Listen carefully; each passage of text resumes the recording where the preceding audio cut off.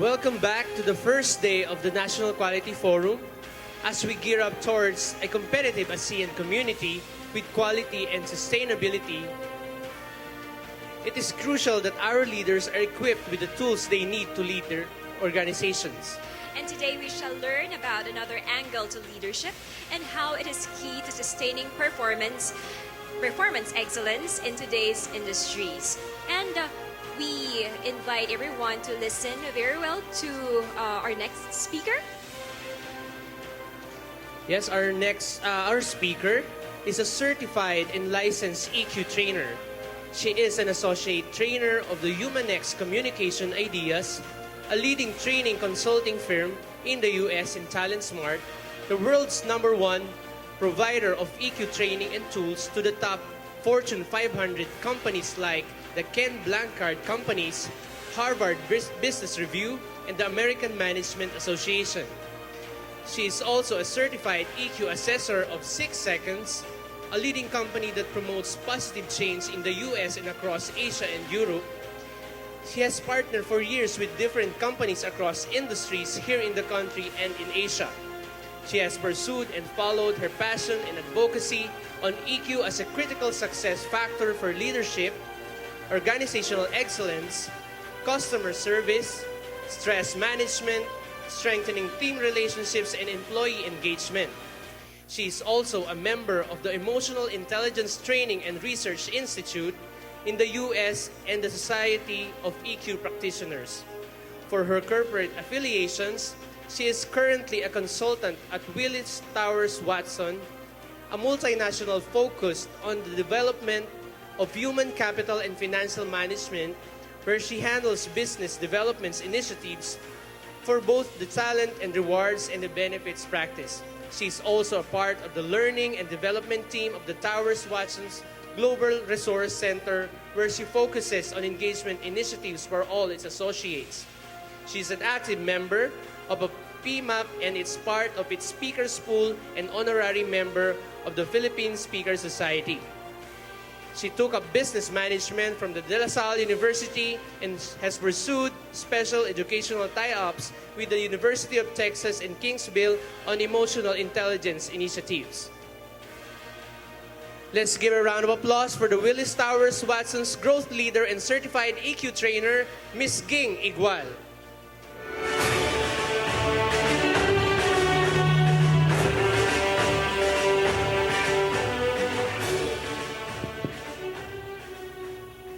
Good afternoon, ladies and gentlemen. It's truly a blessing and an opportunity for me to be here with you in this National Quality Forum.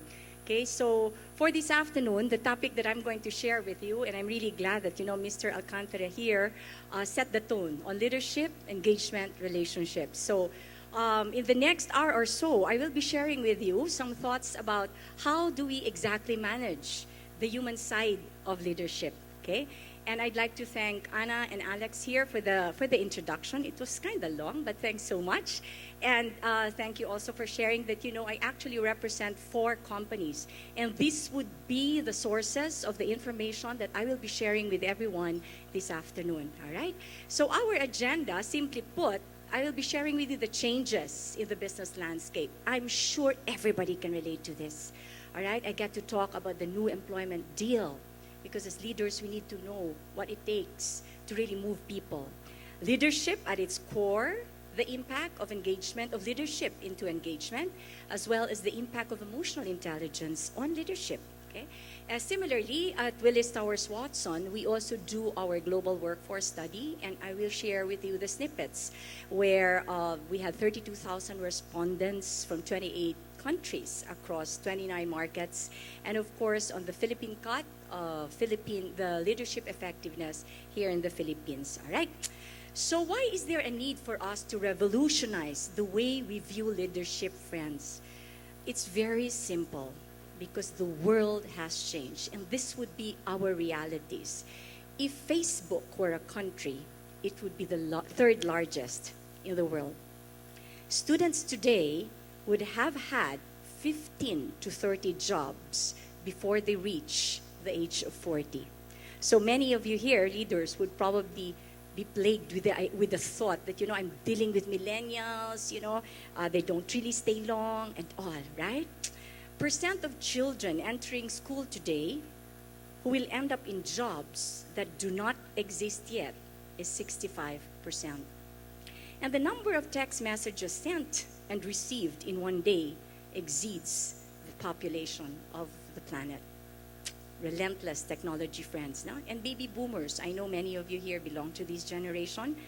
They are retiring at the rate of 1 every 9 seconds between now and 2029. All right? So the world of change, the speed of change in the world of change has changed. There's been a lot of changes, right? From 75 years ago, take a look at the analog phones that we've had. But then it was really a quality thing, right? And then we moved on. Now we have our smartphones, and everybody can just click and do things, many things, right? And we now call it the Angry Birds space, now with the video games and all. So now you may be wondering why our world is really just too temperamental, right? Ayan, angry. Palagi na lang angry ang mga leaders, o di ba? More temper, less mental, all right? And of course, definitely, friends, aspirations have changed, and so have our leadership risks, okay? We're dealing with different kind of demographics today. Now, let me share on a macro level the business landscape of today. You probably have heard this. No? It's all VUCA. It's about volatility. It's about being uncertain. It's about complexity. And it's about being ambiguous, right? Now, friends, demographics really have changed. And we really get to see the 4 sets of generations that we have in our organization. Definitely, I'm sure there are no more traditionalists, but maybe for you who belong to company-owned or family-owned businesses, you may still have what we call the traditionalists, all right? They are now in the workplace, and it's shaping the way we do things. Definitely, friends, strategies have really become more sophisticated, right?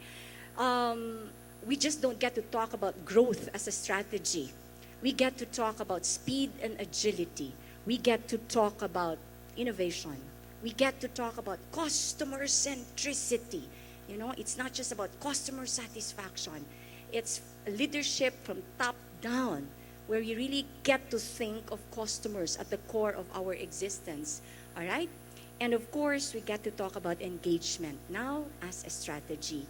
And wherever you are in the organization, friends, roles have really become more complex. I'm sure you all can relate to this, di ba? Like, if I can only read the thought bubbles on top of your heads, you probably would think about this. My role, be it HR, production, operation, finance, or what have you, my role na dadagdagan ng trabaho. Tama? No? And that's not going to change. It will continue to evolve, the roles that you have in the organization.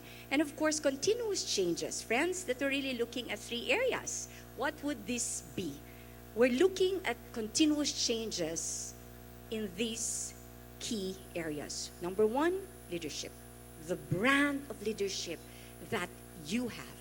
The brand of leadership that we have to sustain business growth. Communication, brought about by the relentless technology, change in technology. And last but not the least, we really get to talk about changes in competencies, di ba? When you really get to talk about competencies, friends, all these 3 things are all tied up. And when you get to talk about competencies, what are the dimensions of competencies? I'm sure you all know this.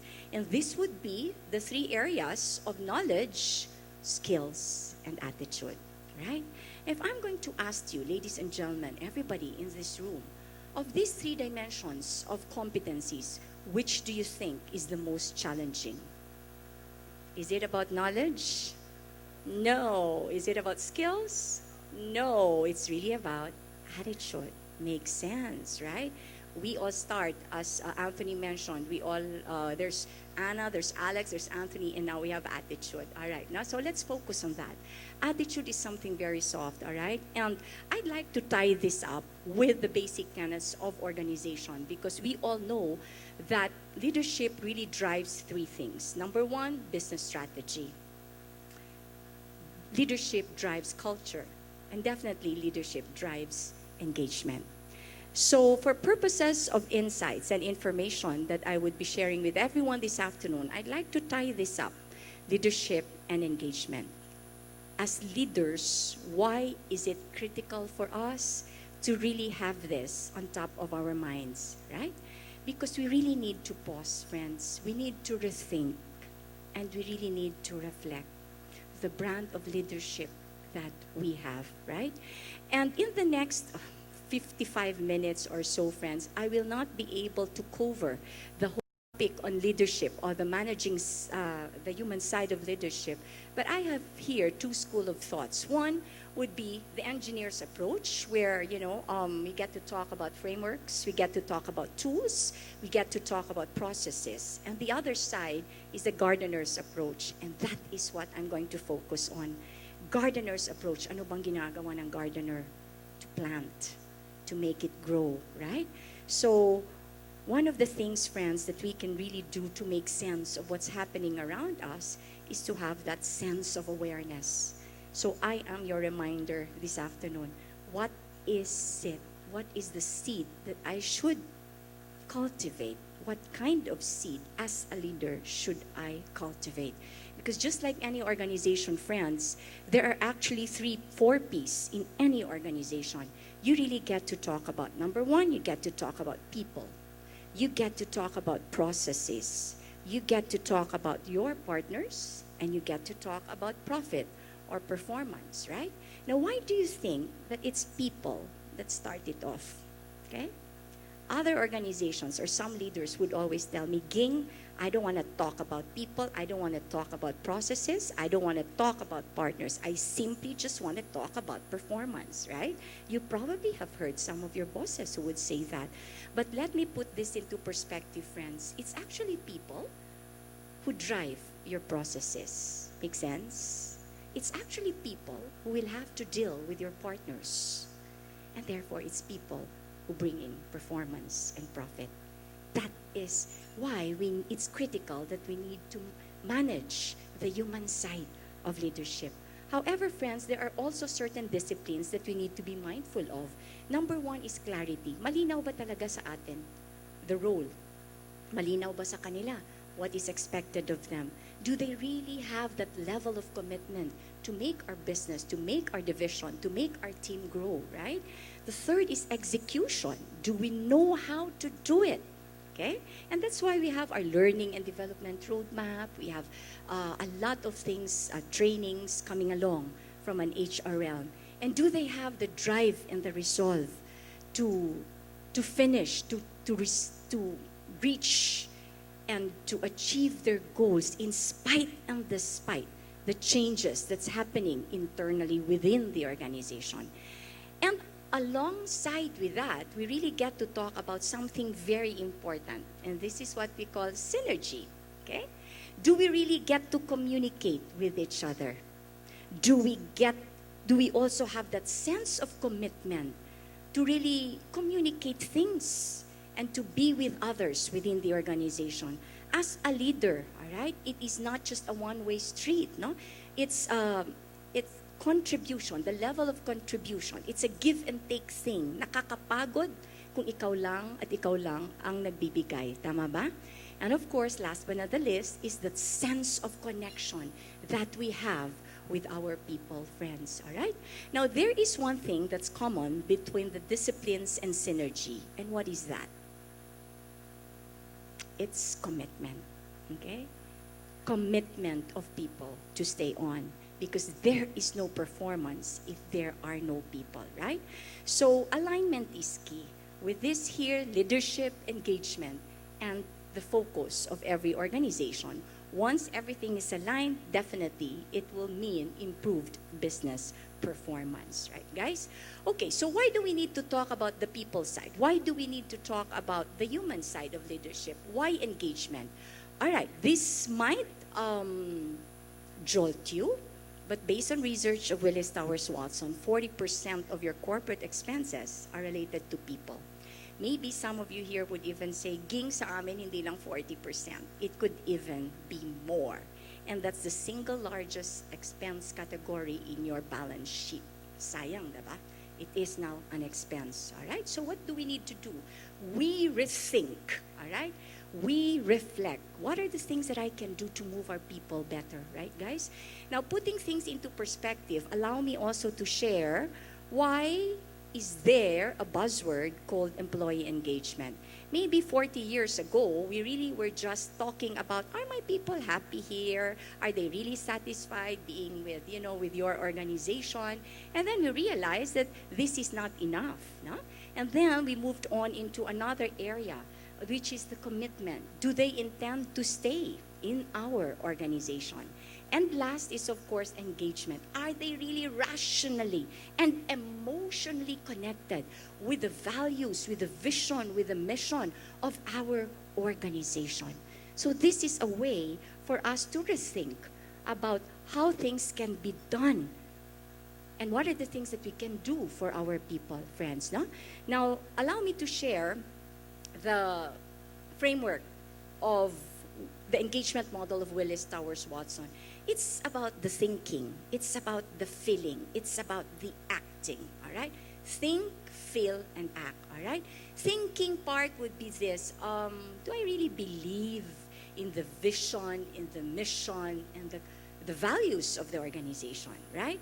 The feeling part is, am I willing to recommend my organization to others? That sense of pride, diba? And of course, the acting. Am I willing to go above and beyond what is expected of me, diba? Beyond the 8 to 5, right, guys? So many of you here, you all represent your organizations, right? Are you happy that you are employed in your organization? I don't hear an answer. I'm asking you. Are you happy? All right? Is your organization, are you glad that you are with your organization?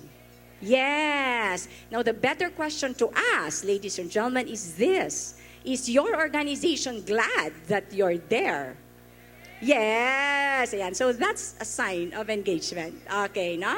All right. Okay. Maniwala na tayo. Paniniwalaan na natin yan. No? Huwag na tayo magplastikan, right? Okay, no? So, talking about engagement, friends, why is this critical? All right?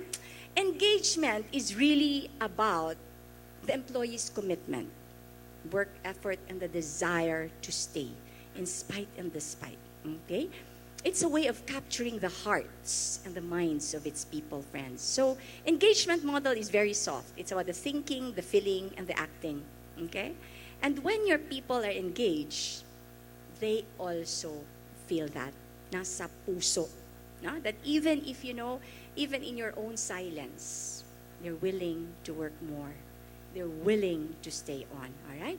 But beyond engagement, friends, hindi naman tayo mabubuhay sa engagement lang. We need to talk about enablement, all right? Are we giving them the right resources? As leaders, do we fight for the resources, the tools that they need for the job? That is enablement.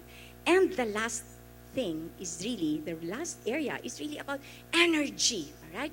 When you talk about energy, friends, it's really, as a leader, are you creating an environment that is really conducive for people to be productive? All right? Kasi ang energy is what moves people. Do you agree? All right. When you get inside the office and you see your boss smiling, how will that make you feel? Great, diba? When you get inside the office and you see your boss frowning and all that, it affects us. Make sense? That is the feeling part. So these three areas, engagement, enablement, and energy is critical to sustain employee engagement, friends. All right? So what's important is alignment. Okay? Because leadership is really what drives engagement, culture, and business strategy. All right. So when you talk about leadership and engagement, they go hand in hand. Okay? So I have two questions here for you. Okay? One is, what is it like working for you? Think about it. You don't have to answer. You know the answer. Second question is, what is it like working with you? Okay? Two basic questions. It captures the heart of your brand of leadership. All right? Because you know what, friends? The truth is, leadership is not something you do to people. It is something that you do with people. Do you agree? Yes, no? Prepositions, to, with. Big difference. All right? Leadership is not something you do to people.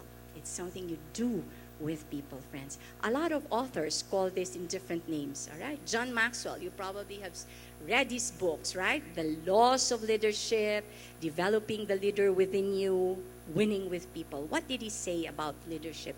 It's all about the power of influence, all right? Peters and Waterman, this is a seminal book about leadership in the 1980s, which up until now, a lot of leaders are still reading. No? It's a great book. And what did it say? It's all about people. It's all about relationships. Okay? Ken Blanchard, 1 Minute Manager, what did it say? It's about connection with people. And why do you think that Stephen Covey's 7 Habits of Highly Effective Leaders or People is so popular? Because we get to talk about relationships. We get to talk about connection with people. So how do we manage the human side of leadership, friends? No? Let me put it this way. Leadership is really nothing more, nothing less, nothing else. It's about influence. Your power of influence, all right? Influencing people for good. Why? Because nararamdaman nila yan. Okay? They experience that with you. Their growth in the organization, you are, as a leader, it is critical. Okay? Be all that they can be. All right? You just have to push them because you believe that they can do it, that they have the competencies, that they have the capabilities. Now, I know there are 3 million definitions of leadership, but I'd like to share my favorite. Okay? This is by John Q. Adams. Do you know him? He is the 6th President of the United States. And what did he say about leadership, friends? He said, if your actions, all right, actions, inspire others to dream more, learn more, do more, and become more, then you are a leader. All right? Buong buo. Diba? If your actions, all right? And remember, friends, that is where engagement is. The thinking, the feeling, and the acting. Okay? The behavioral side of leadership. How are you with your people? How is it like working with you? Okay? Leadership effectiveness here in the Philippines, this would be the overall key drivers. And we have a lot of questions, but I'd like to just focus on the first one. I am sure that one of the greatest challenge of every leader in this room is how it is to inspire and motivate others. Make sense, friends? It's so hard, di ba? Whenever we ask, ay, kahirap-hirap ito, mga younger ones, it's so hard, all right? Everything else, you know? It's about really inspiring. How do we inspire them? How do we motivate them more? Now, for our organization, friends, it's really creating a balance. It's having a win-win relationship where for the employer, it's value creation through people. Okay, focusing on human capital, all right, unleashing their potentials, all right, thereby giving them enablers, giving them the right energy. Okay? From the employee's point of view, friends, it's something very soft. It's about a meaningful work experience, all right?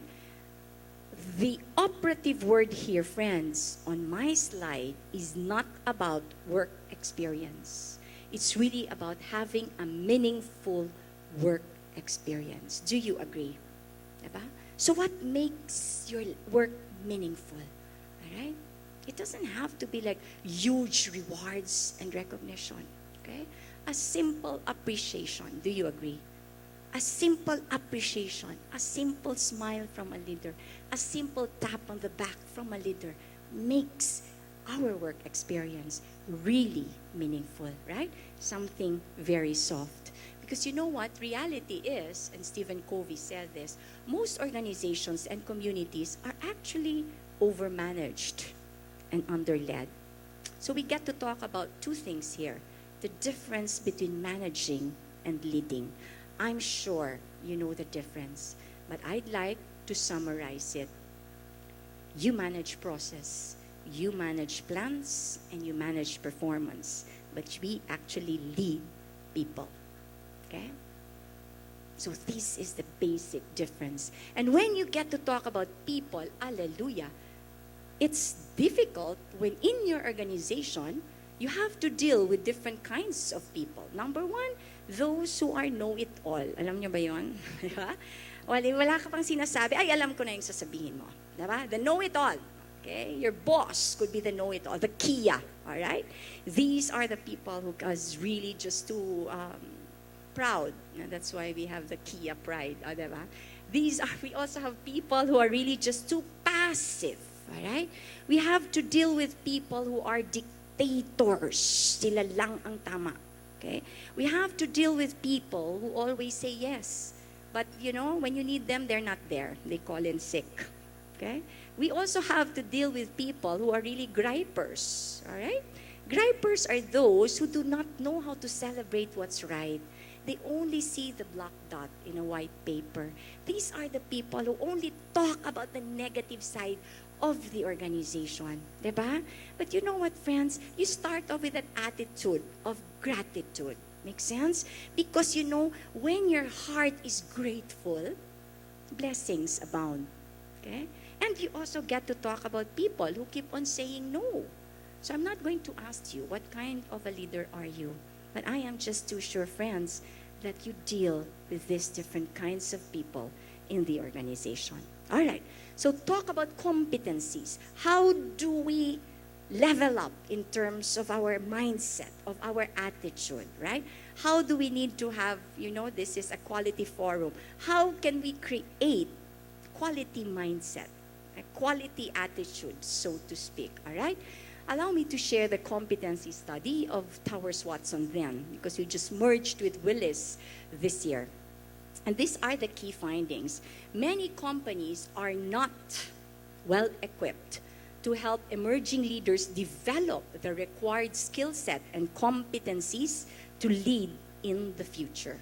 Number two, leaders are facing much higher expectations regarding the speed and magnitude at which strategy and change must occur. Okay, we get to talk about agility now, diba? Agile methodology, everything else, right? New skills and combination of competencies are really required to lead on the new economy. So ano kaya ito? What are these competencies? No? And leadership is really a key tool in driving employee engagement and business performance. Now the last key finding, friends. Building an emotional connection with others is critical as a leader. Do you agree? Emotional connection. All right? So there is no adjective before emotional connection that says illicit emotional connection. Hindi yan nakakatulong. And believe me, gentlemen, hindi, of course, women too, hindi yan magka-create ng balance into our own well-being. So why do we need to have this emotional connection with our people, friends? Simply put, which state is helpful to you guys as leaders? Is it on the right side or is it on the left side? If you're grateful, if you're happy, if you're hopeful, and if you're excited, is this more helpful to your people or being angry, worried, resentful, and fearful? I'm sure. Which one? Left or right? Yes, definitely. No? On your left. All right? On your left side, when we are grateful, when we are happy, when we're hopeful, and we're excited, you know what, friends? You are able to create an atmosphere where it's really conducive for people to work. Do you agree? Yes, no? Emotions, all right? So let's have a quick eye test. Eye. Tingnan natin yung mga mata ninyo, all right? So everybody, can you please read this? Go. Everybody. Can I have the mic? Excuse me. Can I have the mic wireless?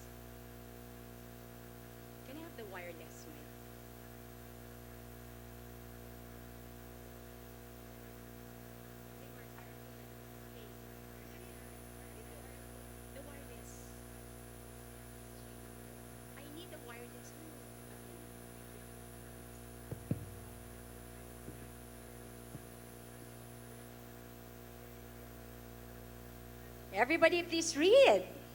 Okay. Amazing. And you always thought that spelling was important. Tama ba? All right, so let's try to dissect this.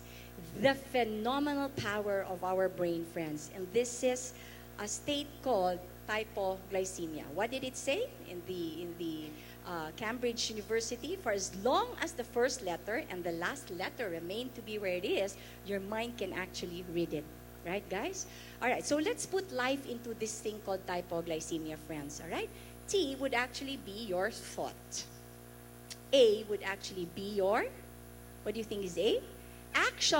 All right, very good. So that's what we have always been taught. Diba? Kailangan magaling kang mag-isip kasi magaling kang mag-action. But our research refute that. It doesn't necessarily follow that if you have great thoughts, you'll have great actions. Now, why am I talking about actions? Because leadership is if your actions inspire others. Tama? And this is where engagement is. Now, friends, there is a very sensitive component between your thought and your action. Okay? What do you think is that E? It's actually your emotions. So basically, friends, what am I sharing today? It is not your thought that will make you act. It's actually the emotion coming from that thought. Okay? So for many of you here, while I'm talking and you're looking at your phone, guess what? You have messages there that will either make you go out of the room, make you tune off.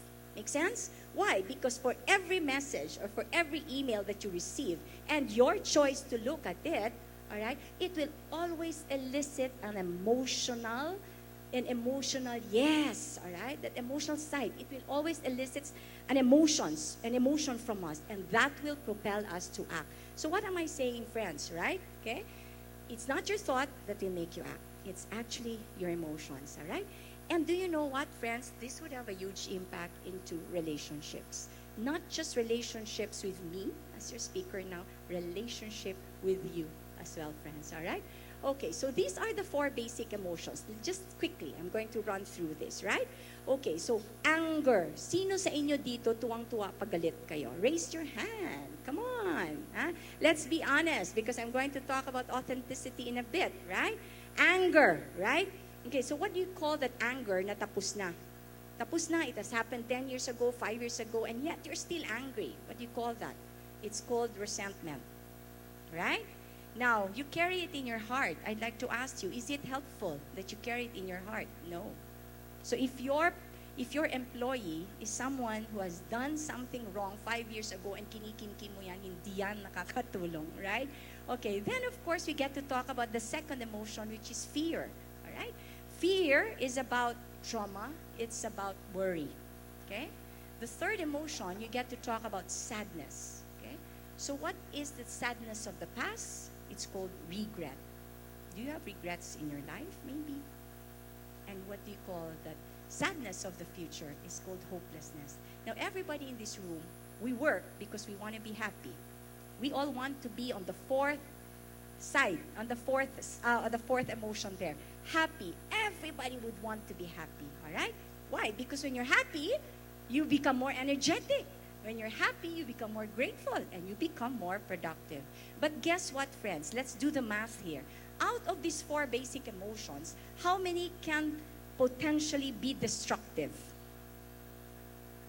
What's the math? 3. So that is the challenge, emotional challenge. 3 out of 4 basic emotions can be dangerous. All right? And that's like 75% of how we feel every day. So you know what, friends? Anger is actually the worst emotion. Okay? So if you are the kind of leader who keeps on, nagagalit ka lang, it's a habit already. Now for you, maliit na bagay, you get mad and all. Believe me, friends, reflect, rethink. Hindi ka nakakatulong sa mga tao natin. Tama? To drive productivity, friends. No?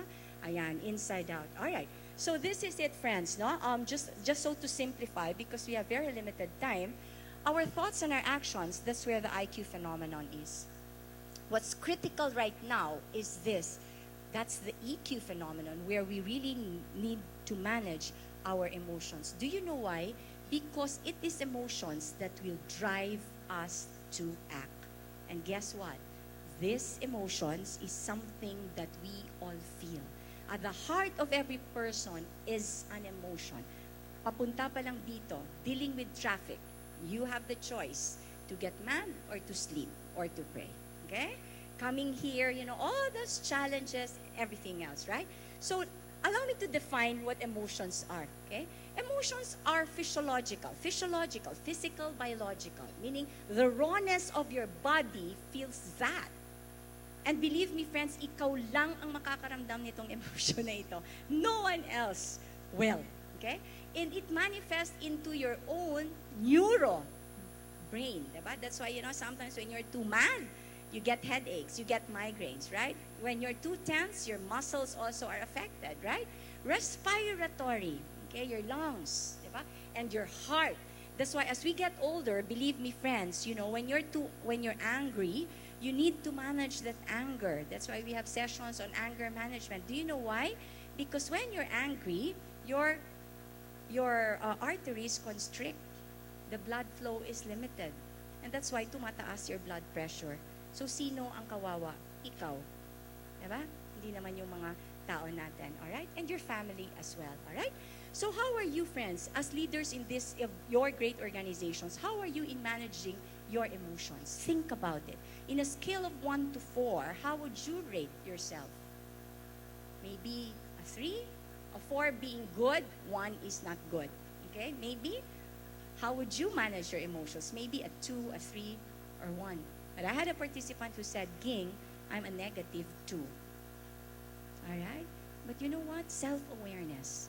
He was just too honest to tell me, hey, I really don't know how to manage these emotions. Alright?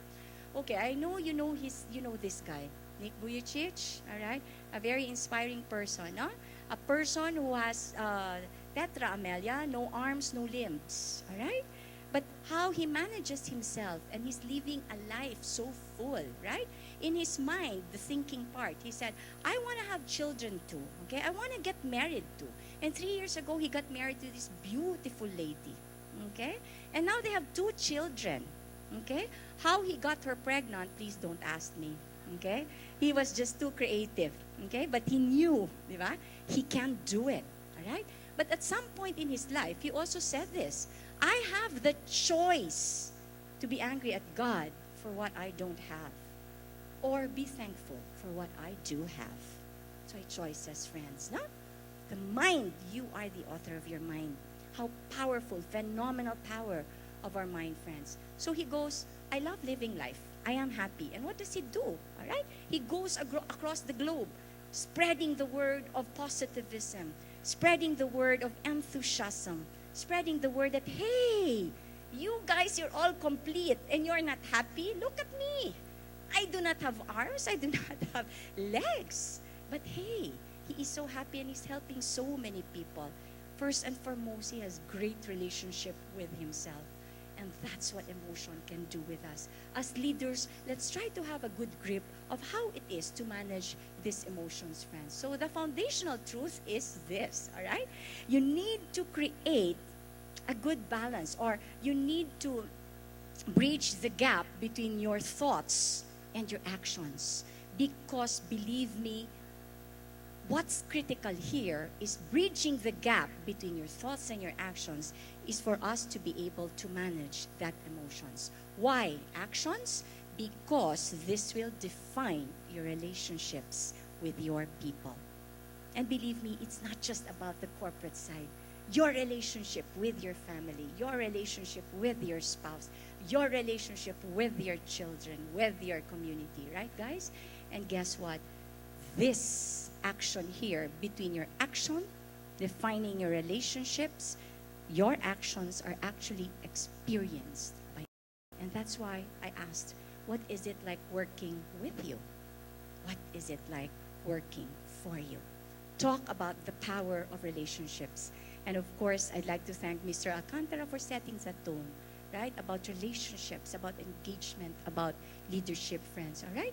So in our global workforce study, which we normally do every 2 years, allow me to share this. Retention drivers across age groups, believe me, friends. Definitely base pay is always a retention driver. But guess what? Relationship is always there. Okay? It is a fact. Every 2 years, whenever the two sides, the thinking and the feeling side. I'm not saying that EQ is more critical than IQ. No. I'm not saying as well that IQ is critical than EQ. You've been hearing that kulang siya ng EQ, 'di ba? Ang taas-taas ng IQ, 'di ba? Kulang ng EQ. It's about relationships. It's about connection, right? What's critical here, friends, is to create that balance between your thinking brain and your feeling brain. Now, Alex and Anna introduced me a while ago that I also represent one company, and it's called 6 Seconds, all right? It's a company, global company, that supports positive change globally. And do you know why it's called 6 Seconds? Because scientifically, it only takes you 6 seconds to change your thought process, all right? Scientifically, it only takes you 6 seconds to change your world, okay? Scientifically, it only takes you 6 seconds to be happy or to be miserable. Okay? So, the new employment deal now, as leaders, managing the human side of leadership, friends, is really about this. How we execute our tasks, how we develop our people, how do we deliver the deal, and how we energize change. Now, if you take a look, friends, on my slide here, the 5th pillar is something very soft. It's about authenticity and trust. Okay? It's the pillar of everything. And that's where leadership is. So when you talk about authenticity and trust, friends, it's really about being real. Knowing your weaknesses, knowing your strengths, all right? Listening to others. And, in our own nothingness, we are able to share more by being honest with them. Mr. Alcantara mentioned about the value of respect. And I'm sure that many of you, your organizations, have respect as one of your corporate values, right? It's about that, okay? So what does it take, all right? This one here, these are also overall key drivers from our research, no? Global, it's about authenticity and trust. Leader or manager does what he or she says, okay? Another one, leaders treat employees with respect. 2 spot on, diba? Here, in the Philippines, it's also about authenticity and trust. Dalawa din yan. Of the 5 categories, why am I talking about authenticity and trust? Because that spells a lot into the brand of leadership that you bring into your own organization, friends. So what is the anatomy of authenticity? What does it mean for a leader? Number 1 is self-awareness. You probably have heard this again and again and again. And this is one of the dimensions of emotional intelligence. How well do you know yourself? Right? You know what, friends? It's perfectly all right to tell our people that you do not know the answer. You know why? Because they will trust you more. Tama? Leverage on your strengths. All right? Work on our weaknesses. Let's not keep that. That is being real. That is being authentic. All right? Transparency. Relational transparency. Hindi lang tayo mabait sa mga bosses natin. Okay? And we bully the people down there. No. Alright? It's about all these things. The transparency, about fairness. Alright? Openness to new perspective. We do not have a monopoly of all the right answers, friends. Our millennials in the office, alright, ask them. They have a lot to share. Okay? And last but not the least is the moral compass. This would be your own personal values. Okay? Values is the guiding principles of organization. Similarly, it's also the guiding principle of every person or leader. All right? So the architect of trust is really finding your voice, being authentic. It's about having emotional intelligence, managing our emotions, friends. Climate building. It's about energy, creating an environment where people can really be more energized, diba? And walking the talk. That's why role modeling is critical as leaders, all right? And then, of course, definitely, trust is an output of being authentic. And what's critical between authenticity and trust is being fair. Yan. Creating balance, no? There is fairness in anything and in everything that we do, in anything and everything that we decide on. All right? So, wrapping this up, friends, I'd like to ask you this, no? Emotional wellness at work would mean healthy bottom line. Do you agree? Do you agree? All right, no? So, we all want to work in places where we feel at our best. True or false? True or false? True. Okay? Employer's viewpoint, people who feel at their best can perform at their best. True or false? Employees' viewpoint, people who are encouraged and motivated and therefore are inspired can perform at their peak. True or false? True. No? Leadership has a great deal to do with which way our inner state goes. Emotions are contagious. The minute you get inside your room, a simple smile will spread in your department. Okay? A frown can also be very dangerous. And they flow most strongly from the most powerful person in the group. Okay? A leader needs to manage his or her own emotional state so that he can impact others in the direction of well-being. Okay? Impact is not so much what a leader does as what he sends in non-verbal, the tone of your voice. That's why communication is the biggest cancer, or the lack of communication is the biggest cancer in any relationship. Tama ba? No, it's not what you say, it's how you say it. No, the facial expression that you have as leaders, no, and all the emotional channels that our brain are wired to read. Helping others get and stay in that state of well-being begins with helping ourselves get there. Now, this is critical, friends. No, well-being. And well-being has a lot of dimensions. It's not just about the Zumba, the physical wellness that we have. We really get to talk about 6 dimensions: physical, mental, social, emotional, spiritual aspects, friends, and financial. No? All these things, creating balance into all these aspects would mean that, people can be more engaged. Tama ba? And leaders has a critical role pala into all this, no? So based on research, characteristics most desired in senior leaders, take a look. Number 1, cares about the well-being of others. Okay, so it's very connected, okay? So what do supervisors say about high-performing leaders? What's the first word that you see there on the slide? Others, okay? We do not have the right to really just think about ourselves. We have to think about others. Tama ba? No? And with utmost humility as well. Okay, so before I end, we partnered with Oxford Economics and we wanted to know what are the competencies, what are the required competencies of every leader in 2020. And this would be the findings. Number 1, digital skills. Right? Digital skills, ability to work virtually. Agile thinking. Ito na, di ba? Medyo big word, but it's really being responsive, all right? Dealing with complexities, right?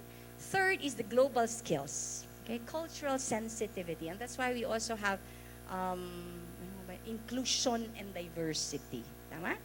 And we have the last skill, friends, interpersonal and communication skills. Hindi nawawala ang people side, okay? You talk about connection. And when you talk about interpersonal skills, it's really about connection. It's about people. It's about skills, people management skills. And therefore, we talk about relationships. It's about people and relationships. That's what leadership is all about, friends. Where you incorporate synergy, the 4 C's of synergy, as I have mentioned, right? So allow me to share the anatomy of relationships, okay? Anne and Alex, please cut me if my time is short. Is it okay? Okay, great. No? So this is the anatomy of relationship. About 30 minutes ago, we created a relationship here, okay? And it is anchored on 3 areas: my needs, your needs, and what's required of us, right? Your need from me would be information. My need from you would be attendance, because it doesn't make sense for me to be talking with no one here, right? What's required of us? Maybe cooperation, maybe questions, or clarifications. That is our relationship. Friends, remember, anatomy of relationship is never about wants. It's really about needs. Tama ba? And that's why we have Maslow's hierarchy of needs and never about wants. Pag pinasukan ang relationship ng wants, nasisira. Why? What's the difference? Want is something you desire. It's a wish without any regard of the consequence, right? Like my daughter, she goes out with friends and she says, Mom, I want to go home at 4 in the morning. I tell her, no, you need to be home by 1. What's need? Need is a legitimate physical or psychological requirement for the well-being of a person. Again, well-being. Well-being, we put balance into our own existence. All right? So let's put this into the corporate world. Okay? I'm sure if you probably would think about, I need or I want 50% increase in salary. What do you think is that? Is that a want or is that a need? I'm sure you'll tell me it's a need. O, diba? 50%, that's way above our compensation survey, which only grants about 6 to 8% general industry. Okay? Why? All right, fine. Your boss will probably give you 50% increase in salary kasi magaling kayo lahat. But 3 months down the road, it can no longer justify, it can no longer rationalize the business model. So we fold up. What happens to your well-being? It is rot. Tama? It creates imbalance. Mental, social, financial, emotional, spiritual, and all that. And therefore, 50% increase in salary is a want. It is not a need. The need for us to understand hanggang kailan lang, hanggang kaya lang ng kumpanya. Alright? Now, as leaders and managing the human side, okay, what are the needs of our people? Simply put, friends, very simple. They just need to be appreciated. They just need to be encouraged. And they just need to be given attention. Okay? Does this cost anything? No. It does not. But sometimes, why don't we give it? Because by force of habit, we are not giving it. But as we end our session, think about it. Managing the human side of leadership. Be more appreciative. Be more encouraging. Be more of giving them attention. Because you know what? That happens, engagement comes. All right? And the philosophy behind engagement, friends, is actually emotional intelligence. That's why, I'm so high about employee engagement because this is right at the core of EI. All right? It's also about the thinking, the feeling, and the acting. So in summary, the challenge is to close the gap between your thoughts, your intention, and your behavior as a leader. Okay?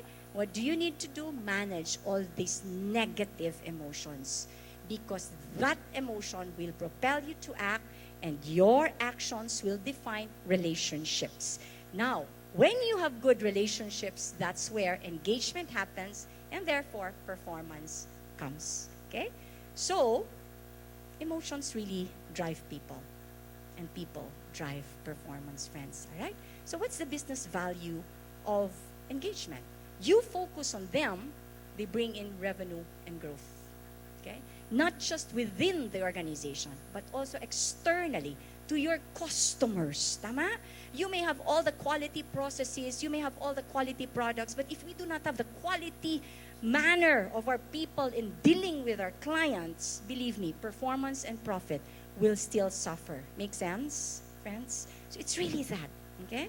And this is the business impact of employee engagement, friends. Staff turnover goes down. Your attrition rate goes down. Everything goes up. Operating efficiency, your customer loyalty and satisfaction, customer engagement, and of course, sales. And we also did a 12-month study across 50 global companies. And what does it say? Very, very general, no? Organizations with highly engaged employees are far more profitable in terms of their operating income, income growth rate, and if they are listed, their earnings per share. Okay? So going back to the new employment deal, friends, talking about authenticity and trust, no, as a critical success factor for us in leading others, no? While business life is about metrics, we all have our own performance metrics, KPIs, KRAs. The journey getting there is really about relationships. It's really about people and it's about character, okay? So managing the human side of leadership, friends, leadership drives employee engagement. And the equation is simple. Effective leaders drive employee engagement. When your employees are engaged, believe me, it's easier to manage them. Tama ba? Easier, right? Ineffective leaders create disengaged workforce, right? So leadership is not a role. It is not a position. It is not something that you should be proud about, okay? Leadership is about relationships. It is everyone's business, okay? And leadership development is self-development. So as leaders here this afternoon, friends, let's try to create a different kind of workplace where leaders are mentors and colleagues are friends, where communication is credible and collaboration and connection would be the norm. Creativity is encouraged and diversity is celebrated, where bullies are not tolerated. Believe me, friends, bullies are not just in school. They already have graduated. And many of them applied to different corporate organizations. And guess what? Many of them are here in this ballroom. All right, no? Bullies, hindi kayo nakakatulong. Believe me. If you feel big by bullying others, think again. Have quality kind of thinking, friends. Hindi kayo nakakatulong and you scar people's lives, okay? Where EI, emotional intelligence, is evident and enthusiasm is rampant. And where they are listened to, encouraged, appreciated, and rewarded, okay? So managing the human side of leadership, friends, would actually be very soft, but believe me, it is the hardest stuff to develop. Do you agree? Ito yung pinakamahirap, super, na? So across generations, soft is hard and hard is soft. Okay? It's about people and relationships. It's about the power of influence. It's about our core values. It's about appreciation and gratitude. It's about communication, collaboration, and teamwork. So allow me to ask you, who among you have one of your corporate values, teamwork? Raise your hand. Collaboration. Okay, great. So majority, marami, no? And you know what? It's not finance, it's not strategy, it's not technology. It is teamwork that remains to be the ultimate competitive advantage, both because it's powerful and it's rare. I had the chance to listen to this great guy. His name is Patrick Lencioni. Okay? He's the author of 2 books as well, and he is called the Mr. Teamwork of America. Okay? It's so right. Focus on teamwork, not just on finance, not just on strategy, not just on technology. Great people, quality mind, quality mindset, okay? And this is fresh from my inbox, okay? There's this Harvard University professor. His name is Dr. George Vaillant, no? And they did a study, and it is anchored on one question. What would you say is the key to successful life? It's called the Harvard Study of Adult Development. It's a century-old study since 1930. The annual participation of this totaled to 724. No? And they, year in and year out, they were asked to answer the same set of questionnaires. To date, there are only 60 who are alive. All right? So what is the finding? Okay, what makes a meaningful and happy life? The nearly century-old study from Harvard suggests that the key to a long and satisfying life is a strong network of close relationships. Not money, not fame, or career success, just good relationships. All right? So leadership is all about relationships, friends. So if you want something you've never had, then we've got to do something we've never done. We have to have quality mindset, quality thinking process, all right? Think about quality emotions that will drive quality actions. And at the start of our session this afternoon, in your video, I captured this. Everything we do, everything we achieve, we are all connected. Quality remains at the heart of what we do. So let's think about quality relationships to drive success, okay? So friends, life isn't about finding yourself, it's about creating yourself. So with that, I end my session, and I'd like to thank you for being with me, for your gift of presence this afternoon. Salamat. Salamat sa inyong lahat. Thank you, Ms. Igual. We'd like to ask you to remain on stage so that we can have our audience here ask questions. So I'm sure everyone really listened very well to what was discussed and talked by Ms. Ging Igual. So the floor is now open for your questions and comments. Okay, guys, come on. Okay, I'm open. Alex, I think we have a gentleman here. who's Open ready the to- Okay. floor to questions. Yes, sir. Johnny? Can you say your name, sir? Good afternoon, ma'am. I'm Johnny Yes. from SMY. Yes. I enjoyed your talk. I was very engaged. Thank you so much. And out of that engagement comes this question. Yes. What is your advice for employee engagement for a flat, maturing organization? And my second question is what is the best way to measure employee engagement that would be seen as very objective, not scary, and not biased? All right, thank you. Very good. That's a very, very good question. Thank you. Regardless of what cycle you are in the business, engagement remains to be a critical success driver for growth, right? Okay, so how do we drive engagement? Can engagement really be measured? Yes. Willis Towers Watson, we have a tool that measures engagement, and not just engagement. It would measure quality, it would measure leadership, it would measure customer satisfaction. There's a lot of factors that can be measured by the tool that we have. Now, we have been in the business for quite some time already, and we've been doing this survey. So with that, we bring in experiential integrity into how the survey is done. Meaning, we get hold of questions that will really be targeted at a certain category. If it's engagement, then there are specific questions there, all right? And there are specific questions for leadership, for customer satisfaction, or whatever, all right? Now, with the result, okay, because there's algorithm to it, okay? And you would come up with an engagement score per company. And what's good about the tool that we have is per department, kayang-kaya. Makikita which department is more engaged than the others, all right? And dito makikita even himahimay. Now you can dissect it in terms of demographics, age, role, function, and all that. Now with the scores that you have now, this would just be simply the results, no? So behind the results, there is always a story. So what do we do with the results? To make it more objective, we need benchmarking. And we have global norms, we have industry norms, we have job norms, a lot of norms that itatay up natin. Therefore, when you are able to tie it up, when you're able to benchmark your scores with the norms that we have, it gives you now the real issues. Okay. Where am I coming from? There is an organization that we did an engagement survey. Okay, nakalagay dun, communication plus. Okay?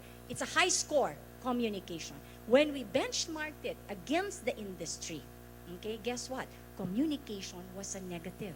So therefore, yung perceived issues natin, all right, without benchmarking, you'll probably just think that, hey, we're doing well in communication.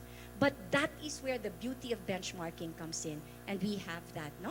So when you come up now with the real issues, then and only then the organization will be able to come up with more relevant, with more meaningful initiatives. Tama ba?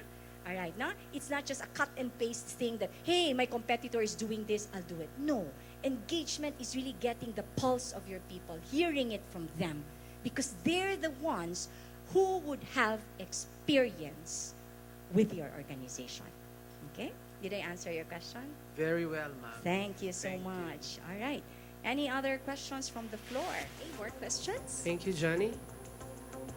How about on this side? Thank you, How about, we have one here.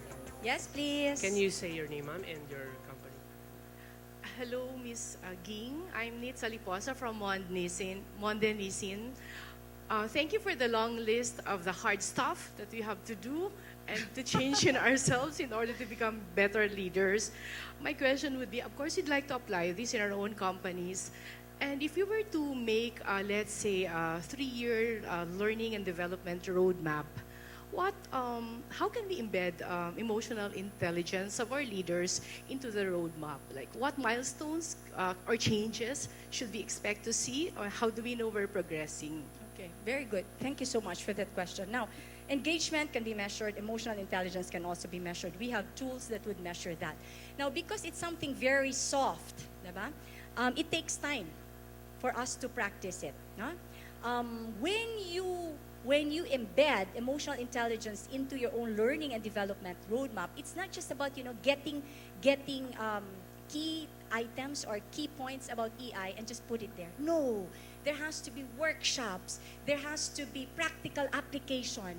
We do workshops that's very much related into. We do business cases that's very much happening within your organization. No? How anger is managed, how criticism or how sarcasm is dealt with, or how gratitude is also dealt with. No? So the milestone would be, we have a baseline. So you do have a score, the baseline for your EQ, and then you move on, like maybe after 6 months or after a year. That really depends on your budget, guys. No?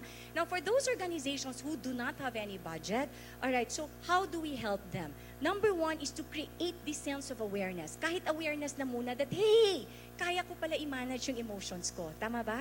Alright, that sense of awareness.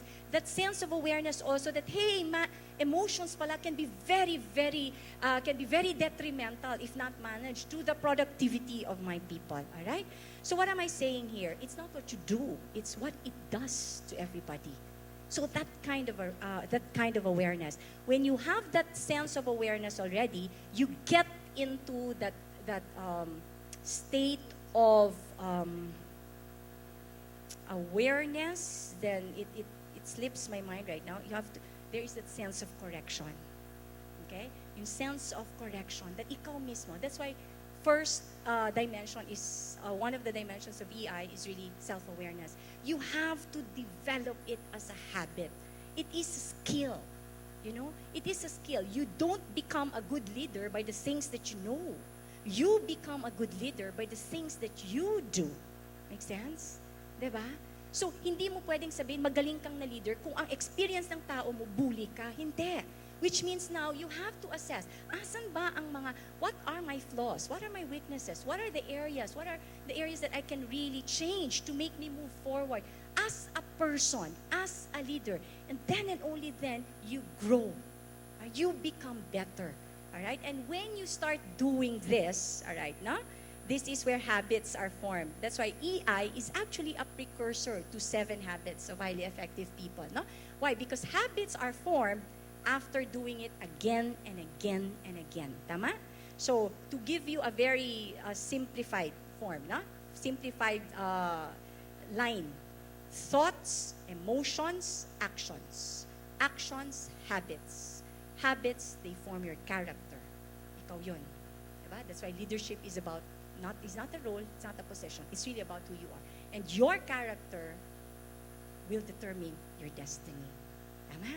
Alright. So, yung habits na ito, there are 2 sides to habits. One that is good is called virtues. One that is bad would be called vice. Tama? Ano yung vice? Palagi ka lang nagsisiraan, palagi lang ng ganito, reklamo ng reklamo. That is a habit. Now, when you grow in virtues, it simply means that you connect yourself with the spiritual side. Diba? Growing in virtues. And guess what, friends? The foundation of all virtues is really humility. Be humble enough to accept to yourself that, hey, kaya ko to. Oo nga, medyo kailangan ko palang baguhin yung pagsisinungaling and all. That's when you grow. And when you grow in virtues, you become better person. That's when quality leadership comes in. Alright? So leadership is character in action. Okay? Did I answer your question? We are Thank humbled. you. Thank you. Thank you. But Thank you, Miss seriously, Nita. humility is key. Importante talaga ang humility. Yeah? Any more questions from the floor? So I think that's about it. Yes. There's one more? There's one more. I will take the last question from this table. You are... Good afternoon, ma'am. I'm Colleen Celis from Jollibee. So I'd like to ask a question. We actually appreciated your talk. So you've talked about VUCA and engagement.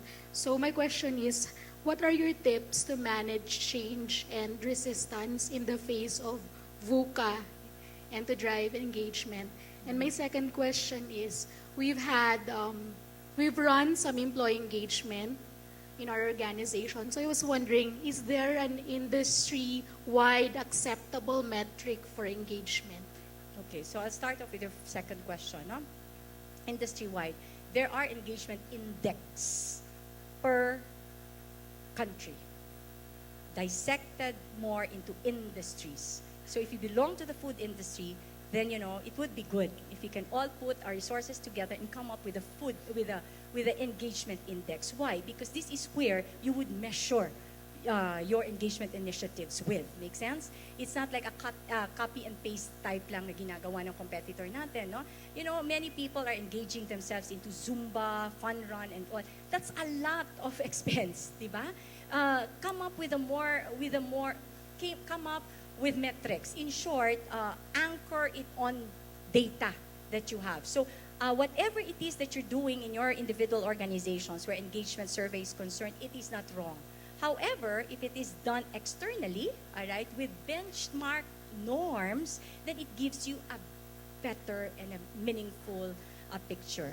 As an HR practitioner or as an from an operations person, you are now able to create meaningful dialogues with your bosses kasi nga nabe-benchmark siya. Now, there are organizations who would do it internally. Like, they develop their own questions. There has to be science to it para at least, there are questions phrased negatively, and then we will see, along the way, all right, we also paraphrase it to make it positive, and we will see kung tama talaga yung sagot, kung nag-iisip ba talaga itong isang tao na to while answering it or not. No? So there are instruments there. But again, as I was sharing, what's critical there is to benchmark it with your industry so you come up with more meaningful engagement initiatives. All right. Now, the first question is, in the reality of VUCA, how are we able to embrace change, right? Okay, friends, change is here to stay, okay? And change change would actually bring progress. So what do we do about it? Let's just be open-minded about it. Because the minute you resist change, kalaban mo na sarili mo. Okay? So be open about it. Celebrate. Embrace it. That, always look at the positive side. Always look at the opportunities that this change would have. Now, from a corporate perspective, what do? We need to be purposive with our communication about change. All right? It has to be communicated. It has to be explained. No? And as a leader, you just don't say, gusto ng global gusto ng boss Because you're also not explaining it to your people well, right? So what do? Be purposive about it. Get the objectives of the change. Get the metrics of the change. Be purposive and tell them, hey guys, if we are moving into this direction, into agility and everything else, guess what it's going to benefit? Guess who's going to benefit from this change? Tayo. Kasi mas ma-easen yung operational efficiencies natin, everything else will be more streamlined and things will become better. So that kind of dialogue. So in short, have a good grip of change, own the change, choose the change, and embrace the change positively. That's the way to go. Right? So, did I answer your question? Yes, ma'am. Great. Thank so, you. With that, thanks so much, ladies and gentlemen. Thank you very much. Thank you very much, Ms. Igual. Ms. Igual, please remain on stage as you are joined by Mr. Anthony San Mateo and Ms. Eleanor Cruz, who shall present with you a plaque of recognition.